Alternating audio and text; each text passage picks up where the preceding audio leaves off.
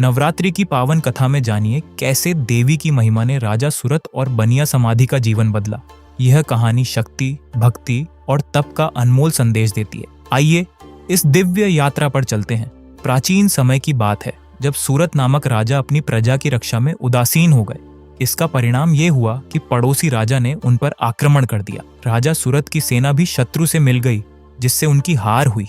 अपनी जान बचाने के लिए राजा सूरत जंगल में भाग गए। उसी जंगल में समाधि नामक एक बनिया भी रहता था, जो अपनी पत्नी और संतानों के दुर्व्यवहार से पीड़ित था। वहां राजा सूरत और बनिया समाधि की भेंट हुई।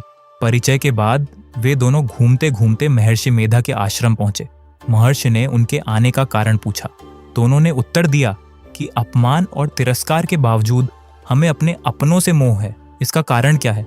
महर्षि मेधा ने समझाया कि मन शक्ति के अधीन होता है।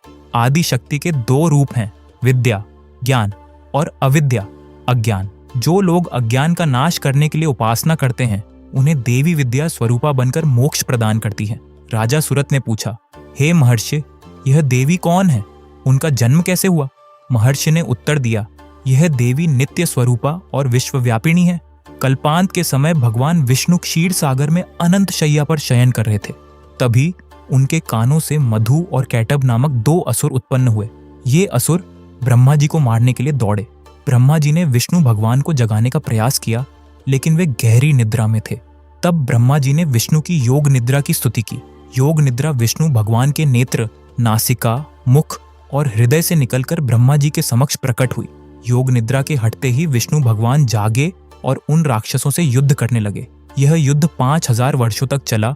अंततः मधु और कैटब मारे गए। महर्षि ने आगे कहा, ब्रह्मा जी की स्तुति से उत्पन्न महामाया देवी की वीरता का वर्णन सुनो। एक समय देवताओं और दैत्यों के राजा महिषासुर के बीच घोर संग्राम हुआ। इस युद्ध में इंद्र की पराजय हुई और महिषासुर इंद्रलोक का स्वामी बन बैठा।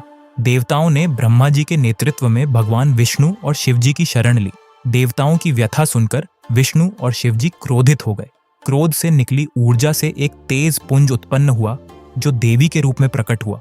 देवी ने देवताओं से आयुध और शक्तियां प्राप्त कर घोर अट्टहास किया, जिससे तीनों लोकों में हलचल मच गई। महिषासुर ने देवी से युद्ध किया, लेकिन देवी के आगे उसकी एक भी चाल सफल नहीं हुई। अंततः देवी ने महिषासुर का वध कर दिया। आगे चलकर यही देवी शुंभ और निशुंभ के वध के लिए गौरी देवी के रूप में प्रकट हुई।